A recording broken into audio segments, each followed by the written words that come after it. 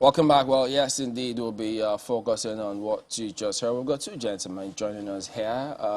We've got Sani Umar, former spokesperson, PDP Presidential Campaign Council, and then we'll also go to Mr. Ayo Fadaka, who is a former Zonal Secretary, Southwest of the PDP. Gentlemen, good morning. Good morning. Thank you for coming. Morning.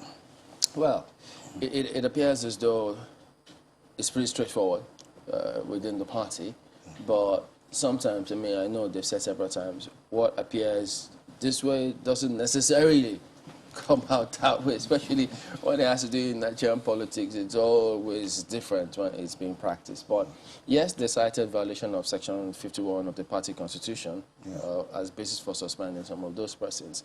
But what about the implications of this suspension? Isn't it capable of, who knows, because you have people who would certainly not be happy. The party, I know you may say they're used to this kind of matters. Is it going to be a similar scenario this time? Let me start by saying that, of course, what the party actually enumerated is true, that you cannot take the party to court. You have to exhaust the internal mechanisms within the party before you can go to court. It is not that you cannot go to court, but you have to exhaust the internal mechanism. So that's a condition precedent. A condition precedent to go into court. Because every Nigerian is entitled to go to court, provided that his right has been infringed upon. So if you cannot get justice within the party, of course you have to explore outside the party to get justice. However, what is very worrisome with this decision is that if you perform anything which is wrong,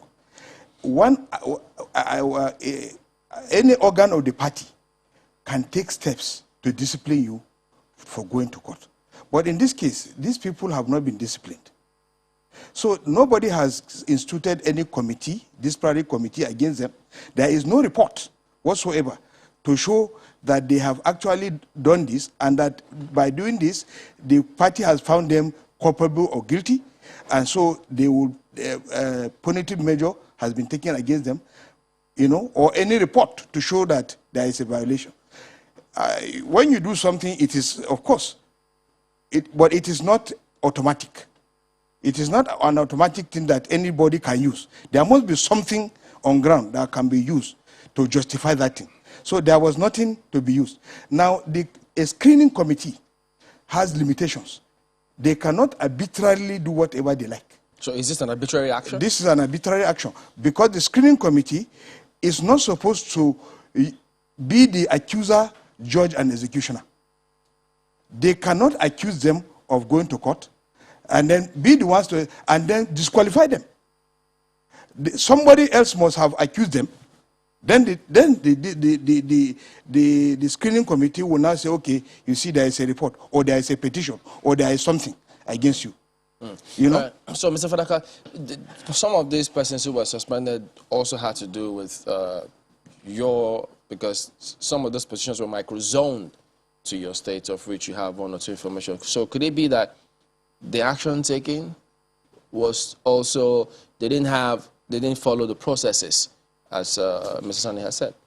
Well, I think the essence of a screening committee is to take absolute look about the candidates that come before it.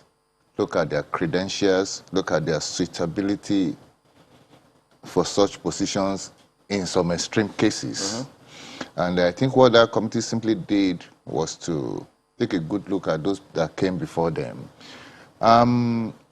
I think the committee may have, just like I said, overreached itself by that disqualification. But then, for those of us that are members of the party, we all know that the moment you take the party to court on any issue and you want to appear before the committee or the party, it is likely to be used against you. And so I don't consider what has happened now as being too strange. So you think the end justifies the means? Yeah, because in the very first instance, like the man that spoke on TV, I think that was the chairman of the screening committee, said they went to court with the intention to ensure that the committee does not hold, the convention does not hold. If you have taken the decision to go to court, to stop, wanting to stop a convention from holding. Why do you want to rip from the entire process? I don't think that is gentlemanly. Sincerely. I'm a little befuddled. Because the individuals here, I mean, that the party has disqualified, they aren't from, they aren't ward level. They are not, yeah, thank you. Yeah. They're not small fries. Okay. One of them is seeking office into the office of the National Secretary, one National Publicity Secretary, and another Deputy National Chairman South. So one would assume, Mr. Sonny, that at least they would have taken some steps before it gets to the point of saying, we're going to go to court.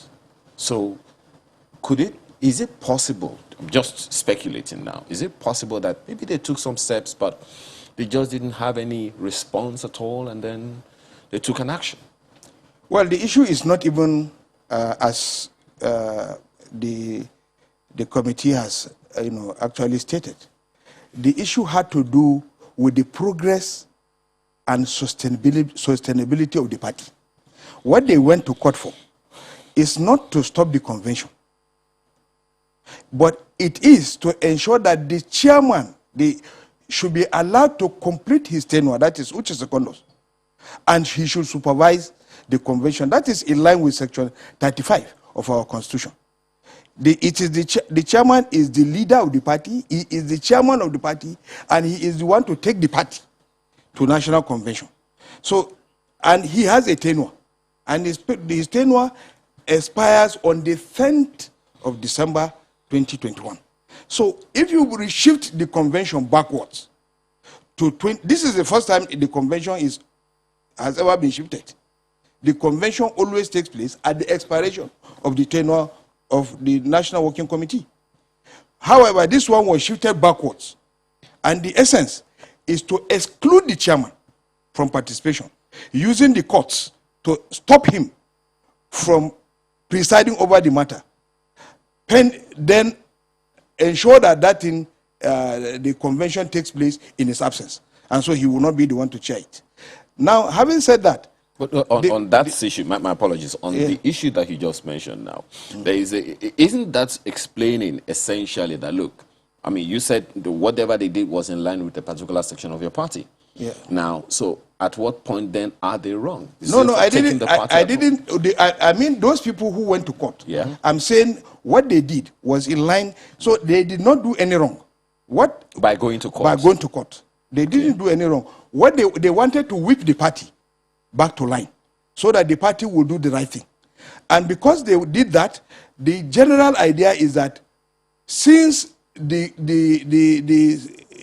major stakeholder, okay, let me say, since the powers that are controlling the party now do not want anything to do with secondus, so they have now been found in their court of this thing guilty for merely going there to say, okay, secondus should be allowed to complete his tenure. Isn't that Mr. Fadaka saying that essentially the whole issues around the chairmanship of the party over the past few months is we've just been papering over cracks, not dealing with the real issues? Otherwise, well, many people will say, okay, there's a lot of infighting in PDP and there's a lot of pretending going on.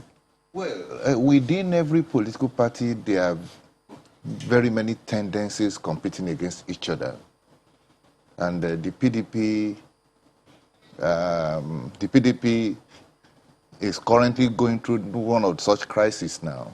And what happens to the party is that everybody brings their input in to manage the party, to make sure that the party does not come into a crisis.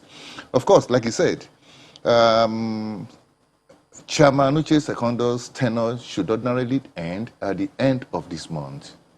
And therefore, what we are even doing now... At the end of the year. At the end of... No, well, it's the end of the year. It's on the 10th of December. Okay, should be ending... That's officially. Officially, yes. I thought there was a meeting that held, was it of the Board of Trustees, that they moved something Yes, forward? the fact that they moved it forward is indeed an abnormality. We shouldn't be going to the convention now at this material point in time. But be that as it may, we are all politicians. There must be management must be brought into every situation that arises in the party to ensure that the party does not come into an accident. This development has since come. when it began from Rivers State, from the ward of the national chairman. From there, it got onto the national stage, and this crisis has since come. And as real party men, I think the duty of every one of us now is that we should begin to do whatever we can do to ensure that our party remains a fighting force as we move into the 2023 presidential election. And as a party man, I'm not too comfortable with what I see that is happening now. I'm not too comfortable at all. We have to confront an APC that is well-oiled, and we are dragging ourselves into one crisis or the other. Is there any organ of the party that disagrees with what has happened? Well, sometimes disagreements in political parties, you do not see it until it becomes a major crisis, until it develops into a major schism. That is when you know that disagreements are in the party. There is a lot of undercurrent going on now. As we are now, new people are being recruited to run our party for the next 4 years. And what is essential is that your recruitment policy must be sincere. I am not sure that there's a lot of sincerity in the recruitment policies that we see so far now. We are a political party that needs a new leadership, and some considerations that should not be there are being used to recruit people to run our party. Sometimes these kind of considerations are mundane, absolutely mundane. People always say that when you should bring a square peg into a square hole. People that are around are being put into square holes now. And you begin to think, a party that is in the opposition that should be thinking about how to stand from where it is today, and should be thinking about how to contend so seriously for power in 2023, is not so being futuristic in his approach to that year, then I think there's fire on the mountain. All right, let's get Kaide in. We've got some questions for you. Kaide. Oh, yes, Chamberlain. Mr. Omar, you referenced that, just as Governor Finter referenced as well, that, the main reason, or at least part of the reasons they were disqualified, although one of them says he was not disqualified, but part of the reasons they were disqualified was because they took the party to court. And you tried to clarify that it was not to stop the convention, but to sort of get interpretation of the Constitution in support of Mr. Secondus. Do you think that this is some form of victimization because they pitched their tent with Mr. Secondus and tried to at least stop his removal? So, do you think that? Well, not only that, there are so many undercurrents that ordinarily we normally don't want to discuss them on national television, but in this particular case, there is the need for us to bring these things out.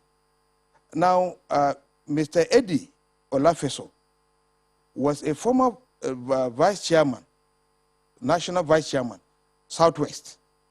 So he has held that position, and he was also a gubernatorial aspirant in Ondo State. And he is contesting for the position of publicity secretary. Now, he contested to go back to his own former position. He lost with 13 votes. There was, two sides to a coin. Governor Makinde, Sheyi Makinde, was supporting the current one, the man who is on, and then Governor Fayoshe was supporting Eddie Olafeso. So you can see that Olafeso is now on the wrong side of the divide, and so nobody will wish him that he should. Principally, Governor Sheyi Makinde will not wish that he moves again. If he has defeated him here, he doesn't want him to go to national again and still wield the same power that he has lost over here. So there are so many undercurrents that are currently going on. And I don't even know why... But isn't it the fact that they went to court? Well, let me even succinctly put it. Eddie Olafeso and some people went to court, but Oladipo didn't go to court. Professor Oladipo didn't go to court. That would be curious. If Oladipo didn't go to court and decided he went to court. Yeah, they didn't go to court. Taking it from what he was saying, I contested in that same series of election where Dr. Diolafesa lost with 13 votes. I contested again to become the zonal publicity secretary of the party at the Southwest Zone. Of course, Eddie lost by 13 votes. I lost by 9 votes. And that, what that easily says is that in the Southwest, there is a balance of power, balance of influence within the party. And as it is now, it's obvious that the side that lost in that election, is still down. You know? But that is my side. Did you go to court? No, I didn't go to court. So because there there's was an no reason for me to go to He court. was not going to court because he lost. They didn't also go to court because they lost. They went to court because the party was derailing from its constitutional mandate. Now, the National Working Committee has a right by our constitution to contest a second time. Yeah. They have an 8-year distance, so you cannot limit them by fiat. Okay, but when they went to courts, for instance, and some of them were also, I think Mr. Lafayette was also vying for the position of the National Publicity Secretary of the party. Yeah. So isn't that the same principle where the committee said, look, you want to benefit from both sides. So if you're angry about the whole thing, why then vie for that position? Meaning if it goes your way, you still get that position. So isn't that tantamount to wanting to benefit from both sides? Well, I don't think benefiting on both sides is the outcome of the court decision. That would be double standard. No, the outcome of the court decision has no direct benefit to him. Because it is only trying to say, okay, please allow the party to follow the due process. A mandate has been given to a certain... I get that point. So if you're angry with that procedure, yes, and you are not exactly happy with how it has played out, yeah, why still? Because the same procedure brought about the next procedure. Yes. So you're not happy with one, which has produced this next one, and so you still come back. Yeah, of course, as a politician, you are entitled to benefit. It is not about the screening committee. It is about the party, the delegates who are going to vote. If the delegates believe that your action does not go well with the party, they will vote you out. You share the same view? Well, I really do to a certain extent. One, in this party, we all have rights and privileges. It's your right to decide to want to contest for any election, and it's the right of the people to either vote for you or not vote for you. But I think we should be careful the way we run our party. Honestly, my concern as a party man is how well we are going to place this party within the next few months and the next few years. Because many of us are thinking of a Nigeria that will be properly governed. Honestly, permit me to digress a little. The past 6 or 7 years in the life of our nation has been very horrible. Horrible to the extent that life is no longer safe. People die every day in today's Nigeria. And as a party in the opposition, I think what should be our preoccupation at a time like this is not to revel in petty politicking, but to begin to take actions that will situate our party properly with the people who are looking for, who are looking for another party they will probably vote for and change the governance of this country. For me, as a person, I think we should put pettiness aside and begin to see that, do we desire where our party stands today? Do we want to remain in our current state, contending for power at every election and not winning it? For instance, the position that Adiola first wanted to contest for is the position of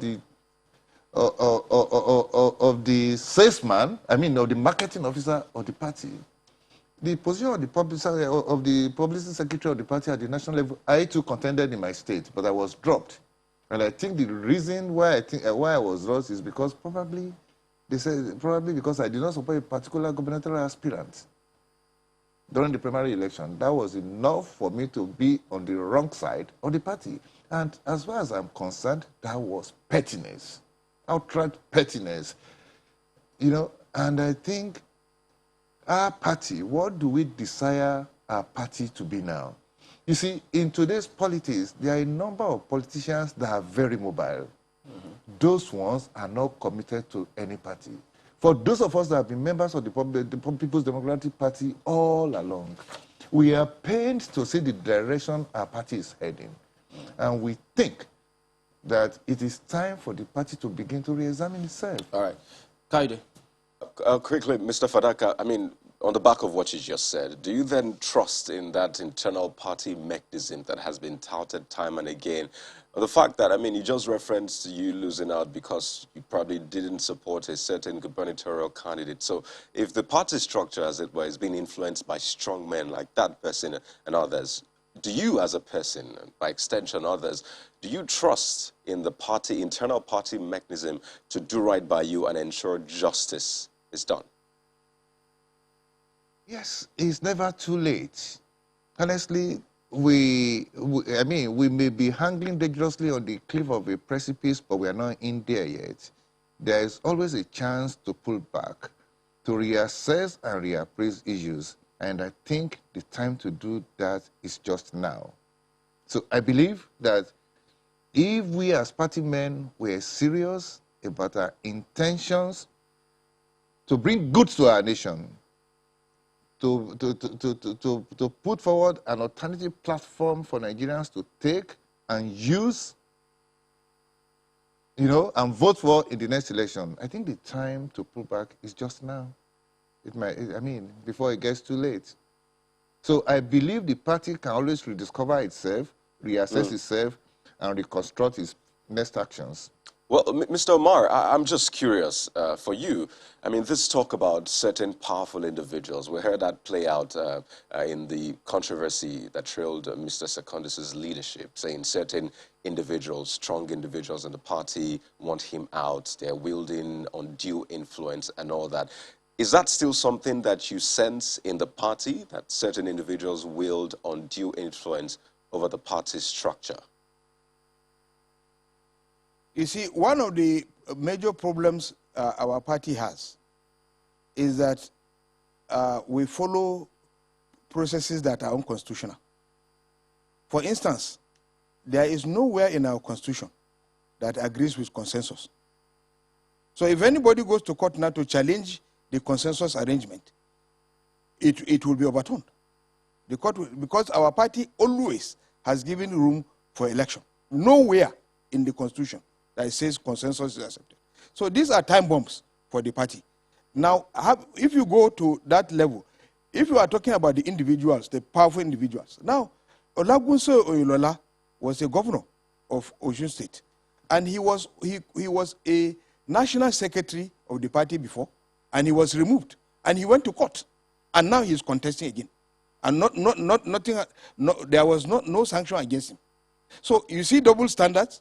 These are all things that the party people will continuously look at and say, okay, let us wait and see where they are taking the party to. And at the end of the day, when the ordinary member of all the members of the party rebel, it will not be good for the party. So just like what he said, you know, the storms are gathering, but it will rain. But it has to, before it rains, we better, you know, take care of, our surroundings, because either the rain can be destructive, or the rains can be.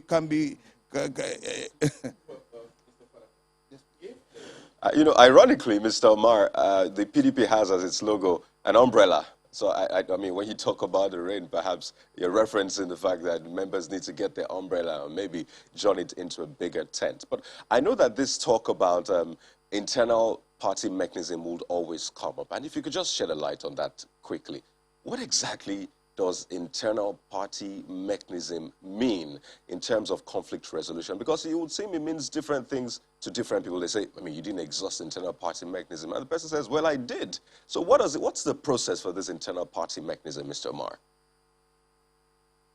The internal party mechanisms is that if you have the party constitution has spelled out how every action of yours can be taken. Now, if you have an issue from the ward level, and somebody has been wronged or somebody has been dealt with at the ward level, he has 14 days within which to appeal to the local government level.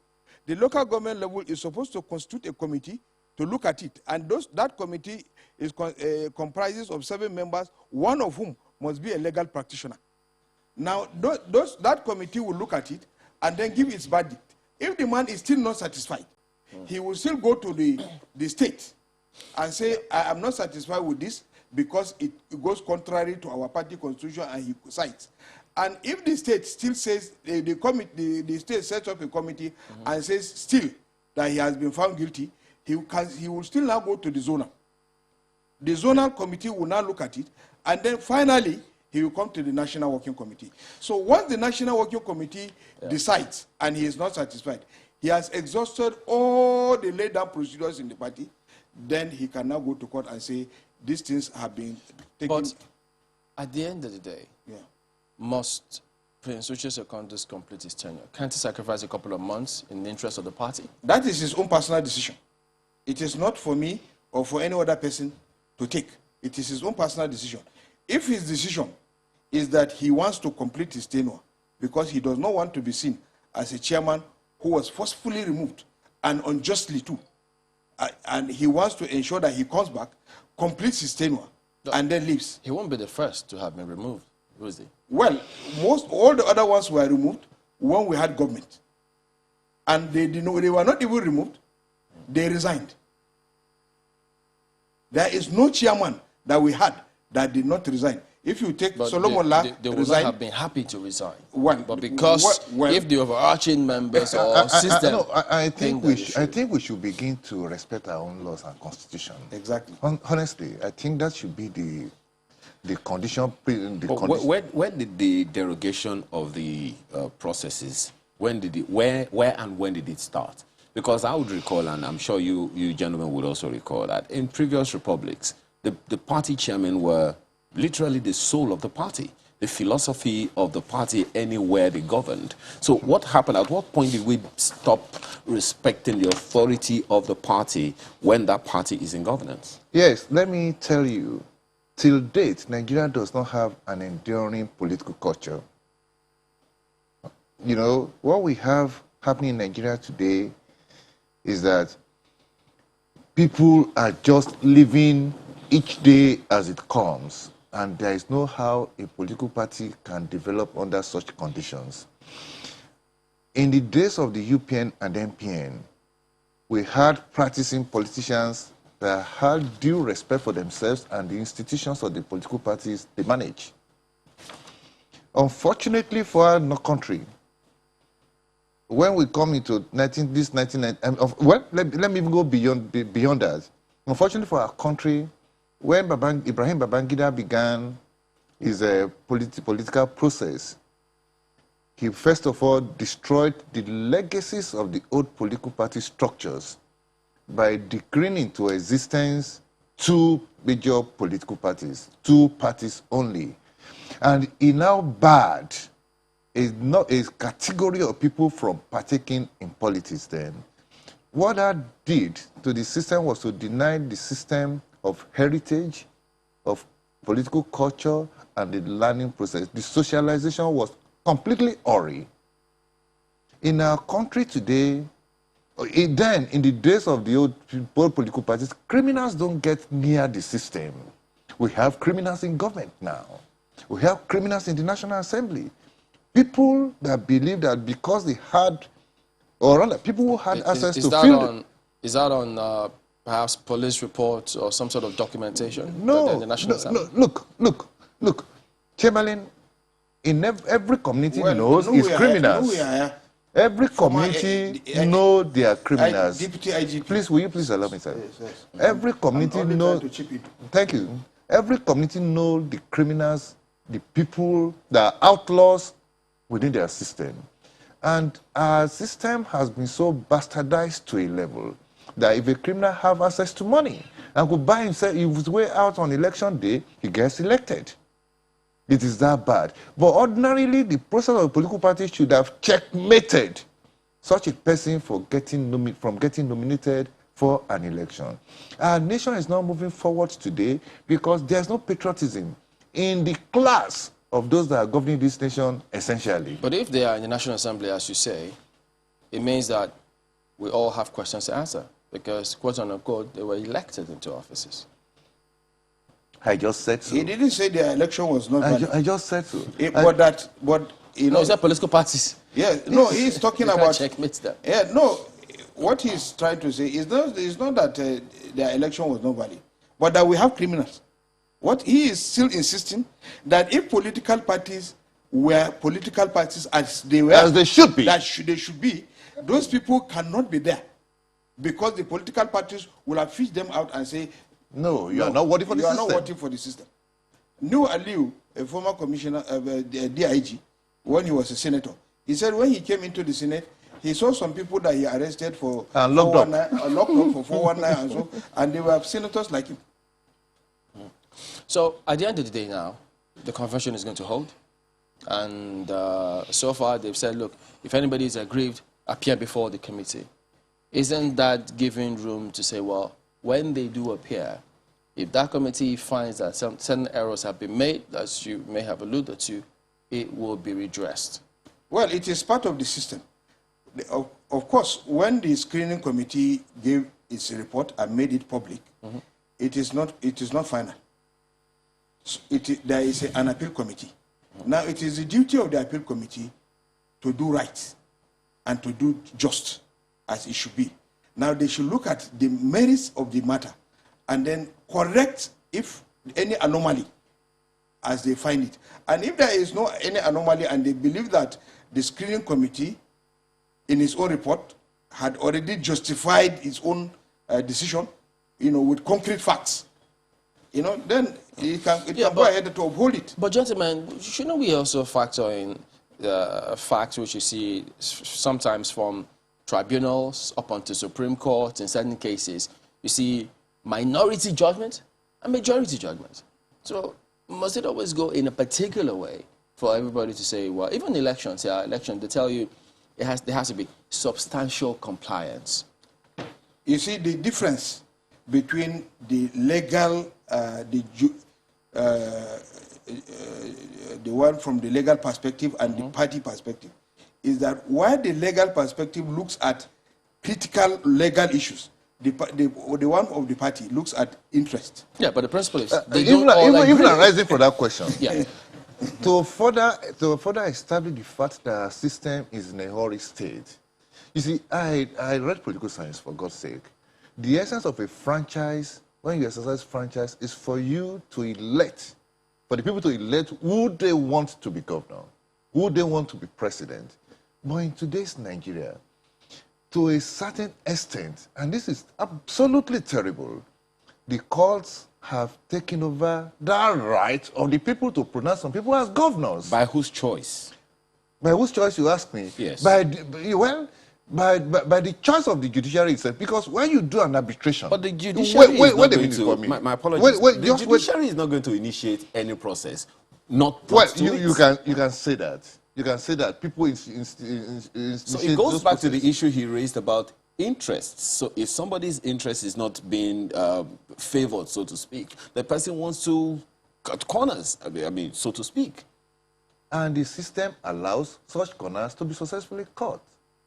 And so who is supposed to... My apologies. I'm sorry. So that we can make it functional and practical. Who is supposed to establish that system that will not allow such a thing to happen? Isn't it the same political class? Well, again, let me say that there's a lot of indiscipline in our nation. And it is even prevalent in the political class. And even the judiciary itself cannot be cleaned out. For God's sake, let us look at the Why? Let us look at the issue of Imo State, for instance. When that election was conducted, the man that is sitting as governor today, in the result sheet of INEC, was said to have been number 4 on the result sheet. People went to court. And somehow, Somehow, I don't know the evidences that were tendered before the court. I don't know how the court came about it, but I know one fact that would have been placed before that court is that the results of the election, this person was number 4. And somehow the court process began. Number one was flunked. Number 2 failed. Number 3 was no longer existent. And number 4 suddenly became number 1. The crisis that Imo State government went through, Imo State went through, and possibly still going through, is largely engineered by that development. What I'm saying is that the judiciary itself will do this system a lot of good by not taking over and destroying the franchise of the people because somebody wants it to be done. Our nation deserves the very best it can get in every situation, and we as citizens too must not be self-centered in all we do. We should begin to look beyond our personal immediate gains and begin to see how our actions will be so beneficial to the system at the end of the day. And adding more to what he has said. In conclusion, yeah. Yeah. Taking a holistic look at it, you will discover that even the ordinary man on the street in Imo State is not agreeing with that judgment. That is why up to this moment, they may not know the facts of the matter, but up to this moment, they believe that the governor is a Supreme Court governor. They do not accord him the fact that this is the person we actually voted for. We didn't vote for this man, but the Supreme Court gave him. How it was pleaded, how the evidences were smuggled into the court and so forth, well, it's immaterial to them. What is material is that the man is not their choice. So how come he becomes governor? That is what we are talking about, the judiciary. Of course, we know that the judiciary has a system. The judiciary is not a Father Christmas. If you don't ask for something, they don't give you. But of course, the judiciary can also manipulate how issues can be brought before it so that they can give it to you. So what we are saying in essence is that the judiciary should be steadfast. All right, and Mr. Sanyuma is a former spokesperson for the PDP Presidential Campaign Council. We've also had Mr. Ayo Fadaka, who is a former Zonal Secretary Southwest of the PDP. Gentlemen, thank you for coming on today. You're welcome. My pleasure. We will be back in a moment to turn attention to an equally important matter. It has to do with fixing the economy. Don't go away.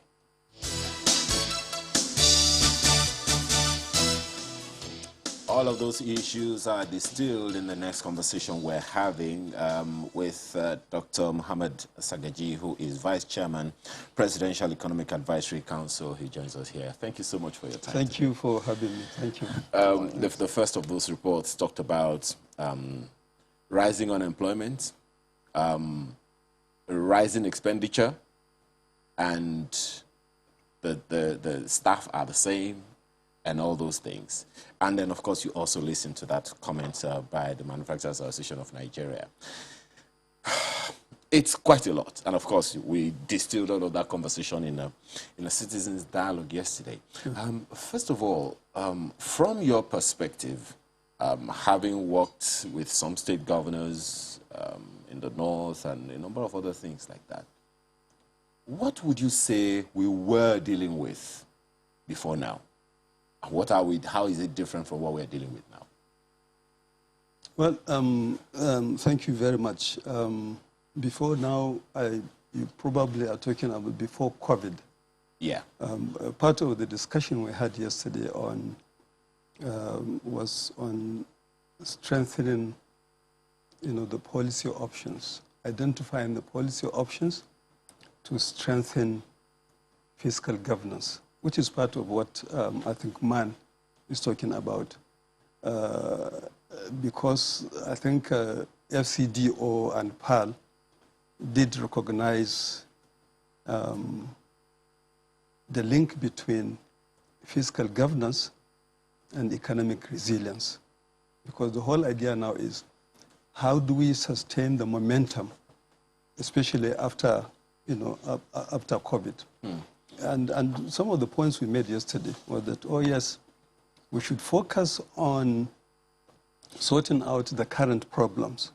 But we should not forget that before COVID, Nigeria has had some challenges. One of which is what he talked about. My apologies. One of those challenges, well, we'll say perhaps the micro issues are the jobs, how it affects the common man. But then there were those macro issues as well. The macro issues. Policies of MDAs not working together and all those things. And those ones were pre-COVID. Yeah, sure, absolutely. So the main thing, the main constraint, as you know, today is the fiscal system, the revenues that accrue to the government for the funding of budgets, and whether it is at the state or subnational levels or at the federal level. I mean, so that was the focus of yesterday's discussion, and I think that is also the worries of many other stakeholders.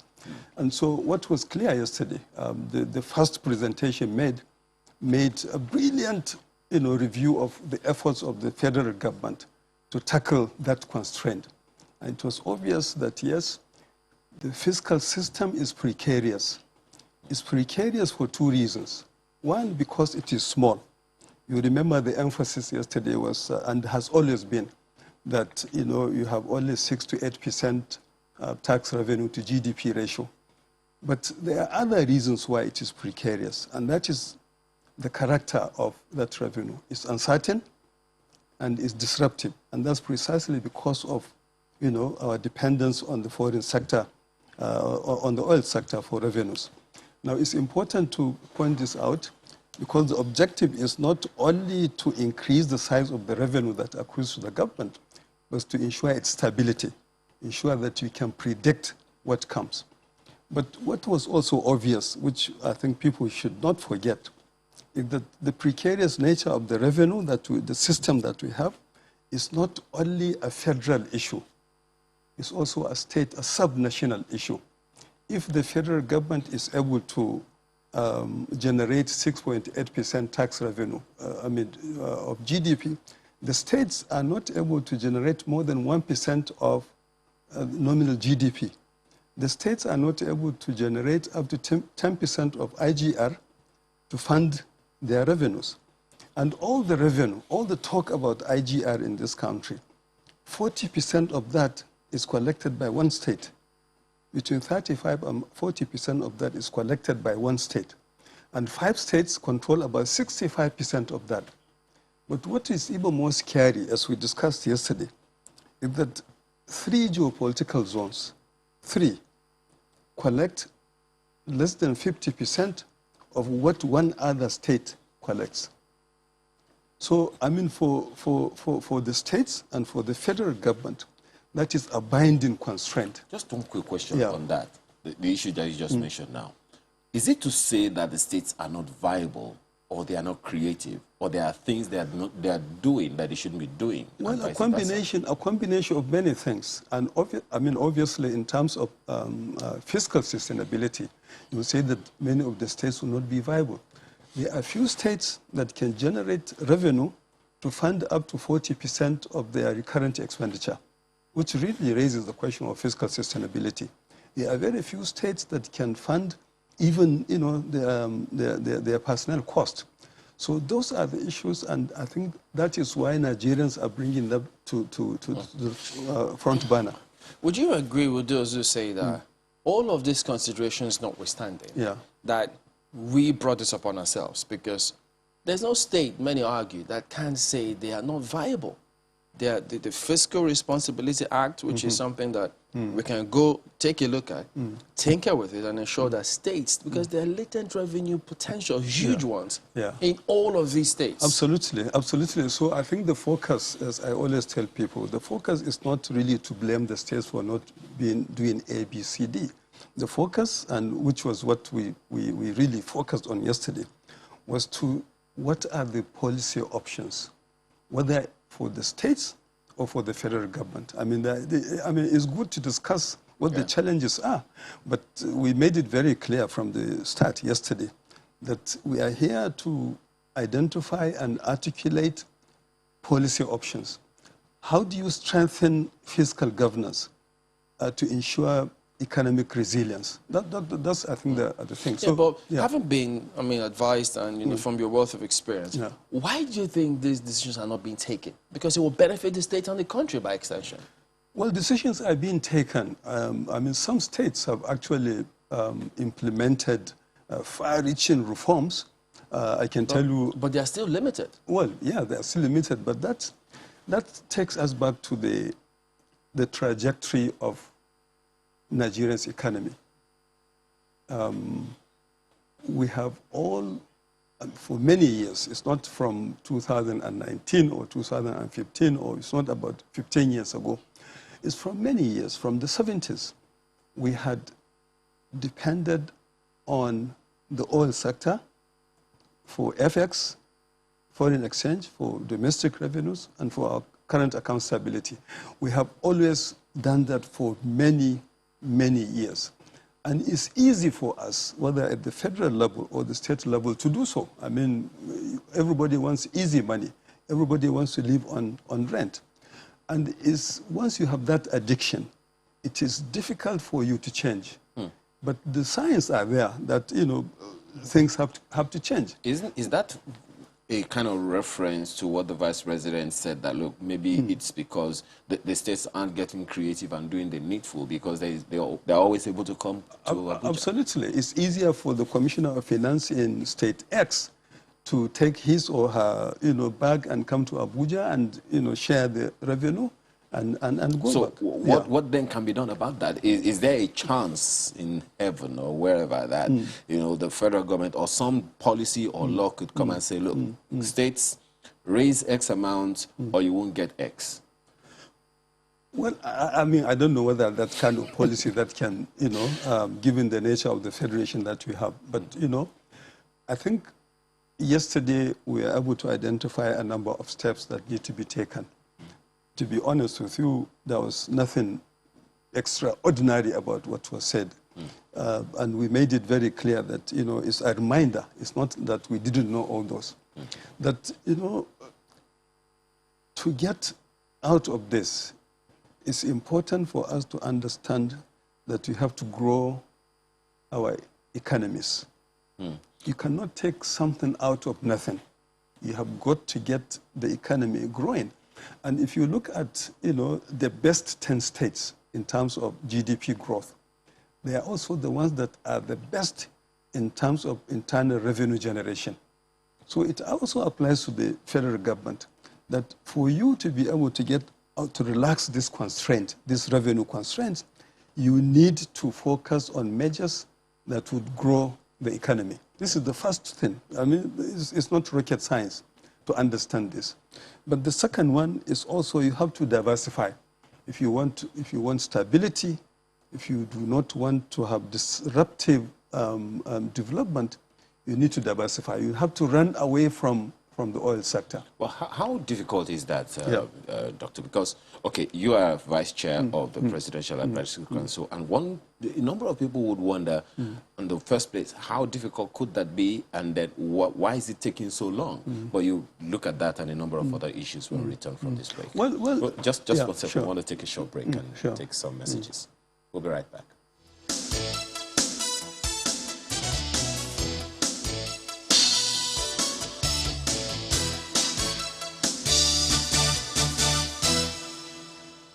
Thanks for staying with us. Dr. Sagaji, so economic diversification is a topic everyone is talking about. Yeah. Getting it done, that's another thing. At the federal level, you advise the president and all of that. So one wonders, exactly how difficult can it be? Well, but, you know, people don't realize how much diversification we have achieved in this country. The economy is more diversified today than it was 10 years ago. It was 5, 6 years ago. The oil sector contributes less than 10%, about 10, 11% to GDP. The non-oil sector contributes about, 90% of GDP. So there is some diversification. But you need to do more, even when you are diversified. You diversify because you want to expand the sources of your revenue, and among other things. But you also need to optimize the potentials of those revenues sources that you have. You have so many that, you know, right now that you are not able to explore. I understand there are only about 41 million people in this country who pay taxes. I understand, for instance, that we have some of the lowest tax rates in the world. So even when you identify the sources, you need to be able to widen the tax net. You need to be able to deepen that. And you do that through institutional reforms, which is what I think the Ministry of Finance has been able to implement over time. I mean, we know about the revenue growth initiative that has been implemented by that. That also has to be implemented at the subnational levels, because this is a problem, like I said at the beginning, that is not just confined to the states. You have to identify some low-hanging fruits. Where you know, where would I block leakages in the system? Where would I, you know, that the leakages issue that you mentioned altogether, I mean, it's a question that my colleagues already given me a name about. We haven't blocked, I mean, at that event yesterday, of course, the representative of the Accountant General's office talked about the fact that the Accountant General's office and the Auditor General's office need to work closer. Now, 2 trillion naira is hanging on the 2017 Auditor General's report from an analysis done by SERAP. And if we cascade that across from between 2015 and 2019, we can imagine how much that is. Now, those leakages are there. And from some of the information available, it's something that happens every year. Who is looking at the Auditor General's report to use it as an instrument to block leakages? Well, by law, the Auditor General is expected to submit his or her report to the National Assembly for scrutiny, and that the National Assembly or the State Assembly, in case of subnational governments, would ask questions, would send, you know, ask questions to the MDAs and take action. So it's clearly there is a process that needs to be followed. I mean, whether it is followed, you heard what the gentleman said from the Office of the Accountant General, that some of these things are not followed. And this is, you know, part of the legislative oversight function of the National Assembly and the state assemblies. Is it a question, is it, my sincere apologies, is it a problem of political will or interests? Well, it's about, it's about implementing the law. I mean, clearly, I mean, you can't blame the executive in this kind of instance. You ask why the National Assembly is not doing its legislative oversight function. Okay? But this is only one of the many other leakages that you have in the system. The fact that you are not able to identify even the several other sources, you know, that in itself, I mean, it's a problem. Okay, well, as we wind down now, what do you want to see done, either policy-wise or otherwise, to ensure that we improve upon our situation at the moment, economically? He asked a question yesterday, the silver bullet. What do you want to do? I don't think I would have one silver bullet, but I would have, you know, a number of things that. And what would be the objective? The objective is to promote this resilience. And we are lucky that in the last quarter, see the growth of the economy, I mean 5%, the best that we have had since 2014. And many of the sectors of the economy also expanded. So this is an opportunity for us to now say, what do you need to do to ensure that this continues? Or two things. What do you need to do to improve the outcomes of this growth?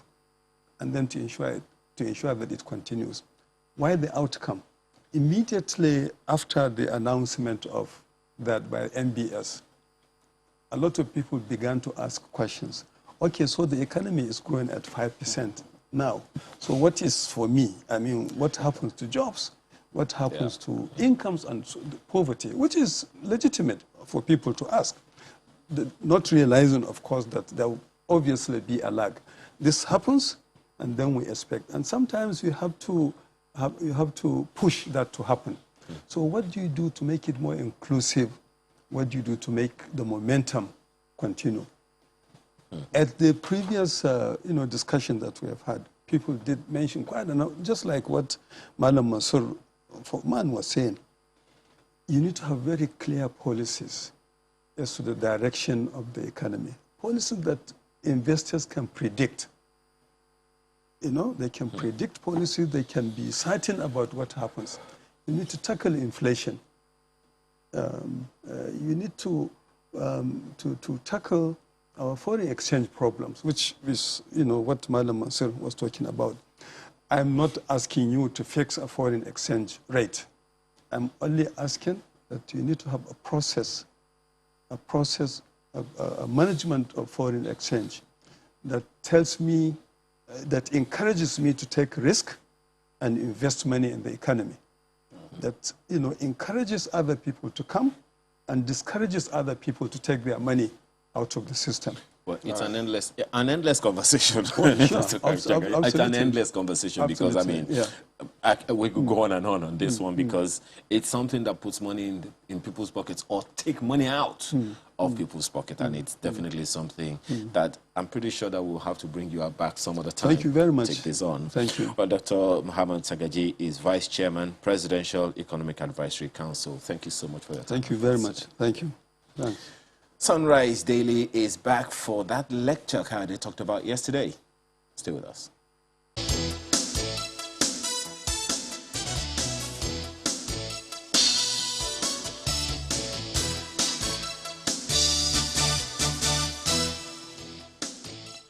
All right, welcome back to Sunrise Daily. Well, as you've seen there, Honorable Sam Onigbo joins us next. He'll tell you why, but perhaps you may have seen these two flags, maybe at some point in time or the other. There you go.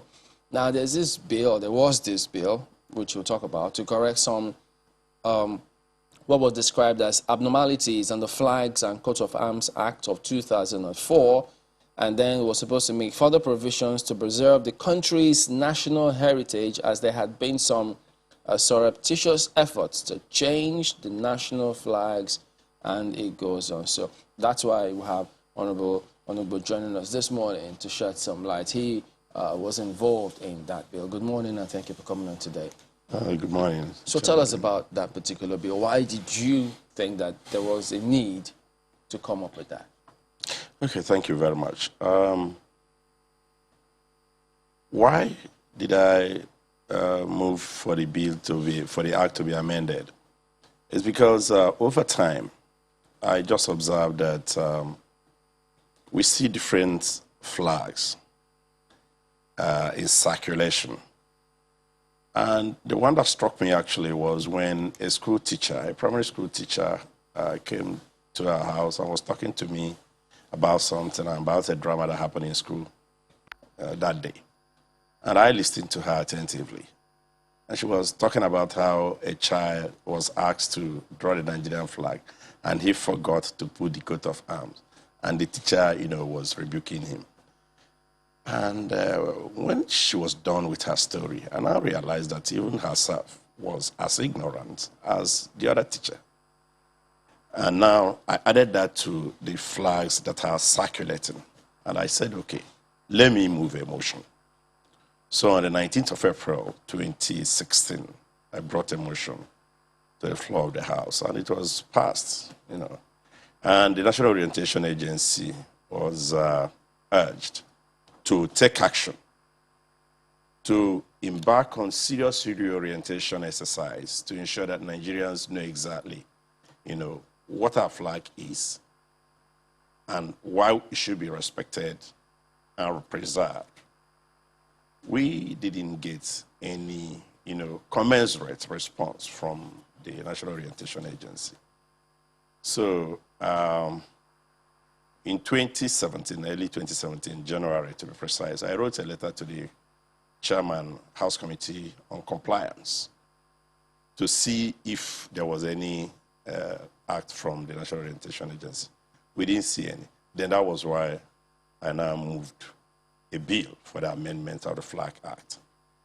Because if you go through the Coat of Arms and Flag Act, you will find that the provision for fine is just minimal. It's something very long ago. You know, Section 6 and 7 talk about you have committed an offense, and then Section 10 clearly provides that anybody who is guilty of this offense, the penalty. Now, what's the offense? Gentlemen, can we say that those two flags we saw initially? Now, if you look at those two flags, at what point could we have said, or could one have said to have committed an offense? I'm sure you know, well, you follow what is going on.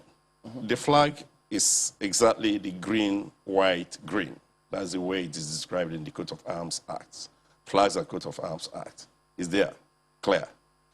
But over time, as we found out during the public hearing on that bill, you saw the people from the ministry trying to explain that there was a memo and, you know, all sorts of, you know, directives, which of course is not in any way equal to the law or an act of the National Assembly.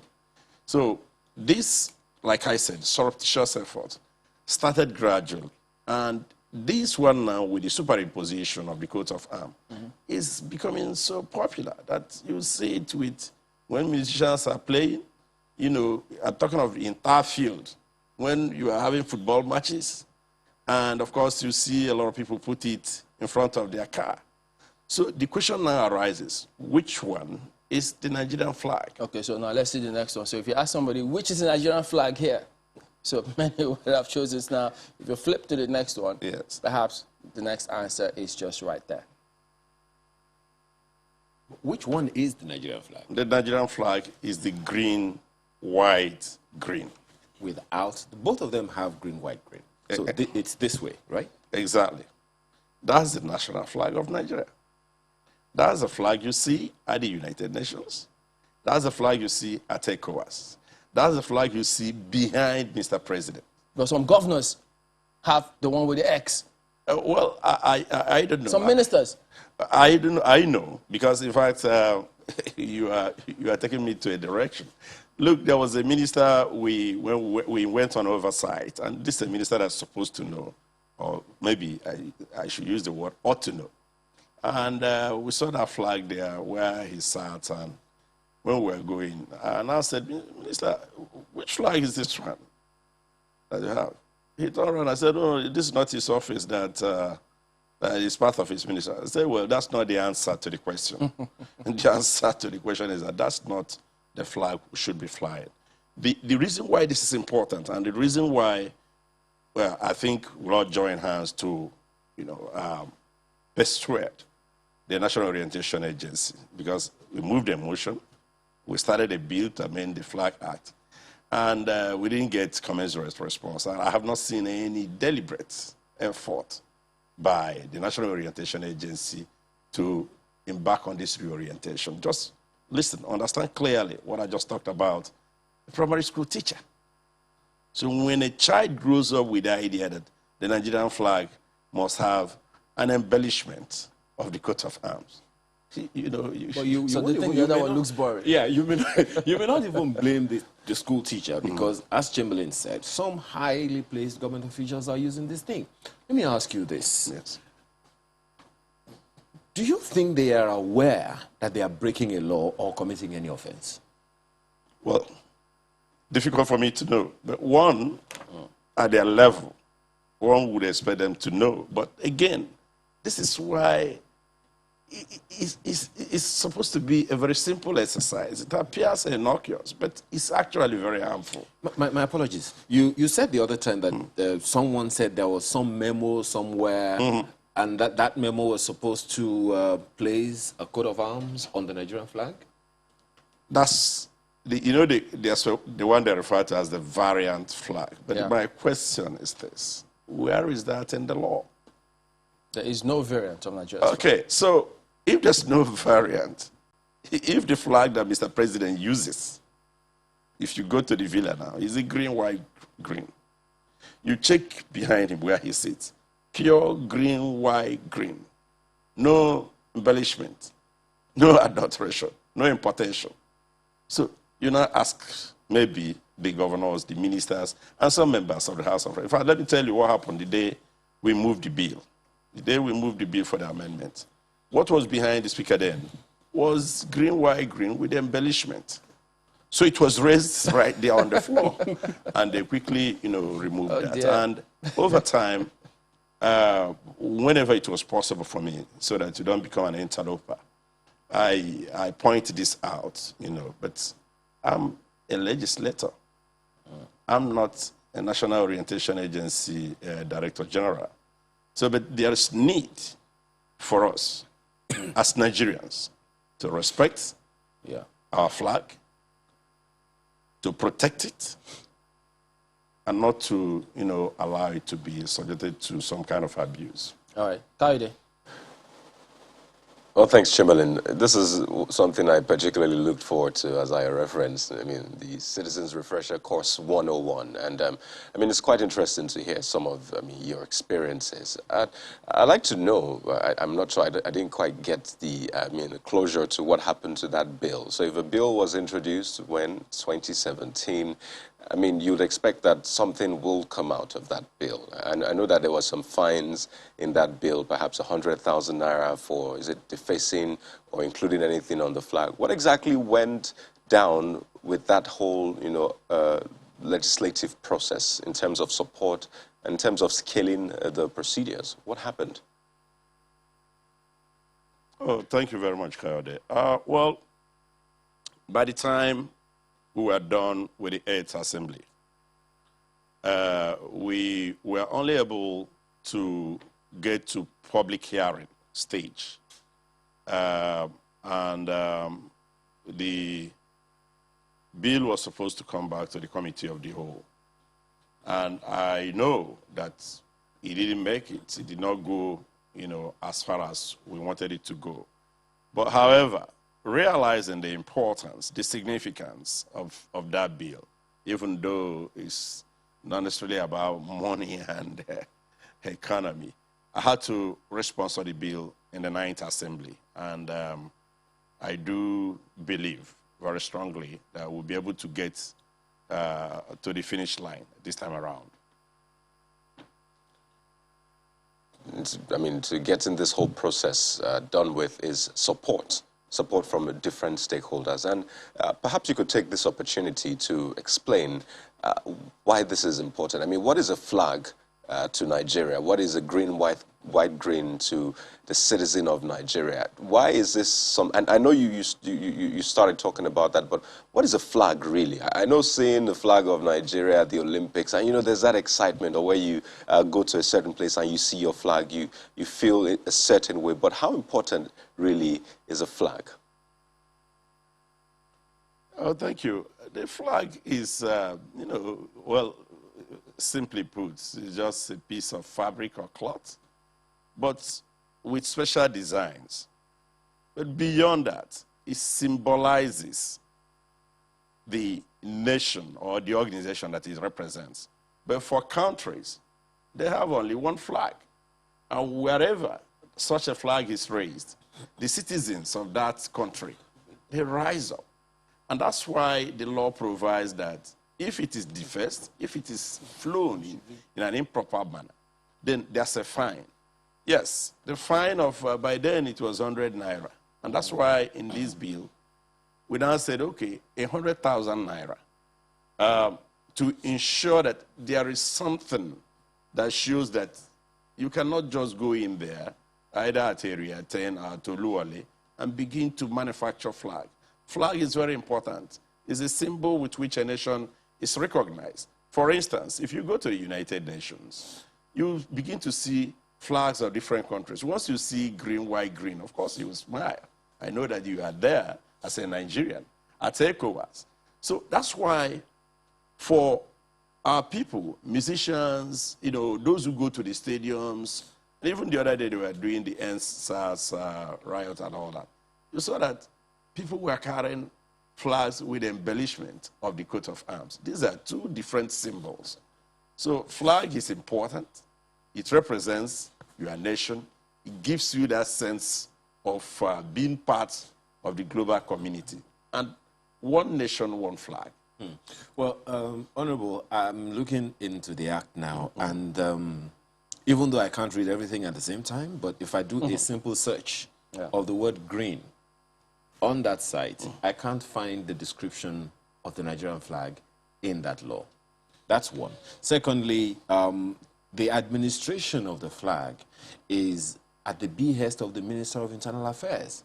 It's a delegated power to the minister from the president, who the minister also can delegate it to anybody according to that law. So it would seem then that the way we even handle the law, according to the law, the flag, according to the law, is not really stringent. Absolutely. That's why... So, my apologies. The law also says that the president of Nigeria can hold up any material and say, this is the Nigerian flag. Thank you. But then, you can go way back to maybe 1800, 1888, 1884, when they did what they did in Germany, you know, at the Berlin Conference, and, you know, the British took control of significant portions of Nigeria, and they continued to change the flag from time to time. But take this. Between 1914 and 1956, we had that one particular flag. But from 1960, this flag was designed by Taiwo Akinkumi. I'm sure you know that, when there was an advertisement for entries to be made, and he made it, you know, from London, where he was in school. And this, with the little amendment to the red star that he put on this green, on the white section of his design, the judges eliminated that and said, let's run with green, white, green.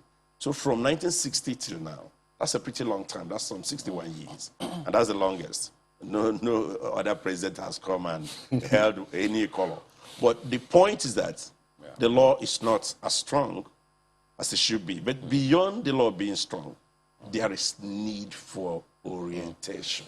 Yeah, so what you are asking is that you say that it's important to declare that any addition, subtraction, or superimposition outside the version designed by Paul Michael Akinkumi in 1959 adopted by the country, yeah. It's not the Nigerian flag. It's not. And the one being upheld by the president, as you described in his office, is a green and white. Absolutely. So that's where it should be. All right, thank you very much indeed for coming on. We hope that that bill eventually goes through all of the processes. So take a look at some of the comments coming through from you now. So we're going to go ahead and go for the very first one, which is talking about the internal politics of the party. Eric says, I find it very difficult to understand the modus operandi of the PDP in today's Nigerian political landscape. It is either something is wrong with the name PDP or wrong with the political players within the party. Well, Olorun Loba is saying, in the same vein, one of your guests in the studio this morning has said it all. Pettiness, instead of the people's interest, is the problem of many of our politicians. And that's the reason we are where we are today. Take a look at this one from Kenneth on PDP Politics, saying, suspension of party members of a court action is nothing but to deepen internal democracy. All the same, I suggest to our leaders to minimize the high level of internal political crisis in order to achieve the desired goal of good governance in the country. Or famous Timilane, talking about the national flag, says the NOA has been sleeping for some time now. It's not doing the functions as expected. NOA needs to be called upon to wake up. I think the National Orientation Agency has failed in so many instances, as another mail, including the flag issue. I was tempted at some point to believe that the National Coat of Arms is now part of the Nigerian flag. We hope the authority in charge should act swiftly. God bless Nigeria. You want to look at that picture one more time? Okay, yeah, no. so we know, just to be clear, we can sign off on that. So just so you know, the Nigerian flag does not have any beautification on the white. It's just green, white, green. And as you have said, you've heard, Kadi already said, that's the lecture for this morning. So you can call it green and white if you will. So that is the Nigerian flag, everybody. Thank you for watching. We'll see you next time. I'm Chamberlain. So I'm Ayo Makinde. Have a wonderful day ahead. And I'm Kayode Okikiolu. Keep the flag flying. Goodbye.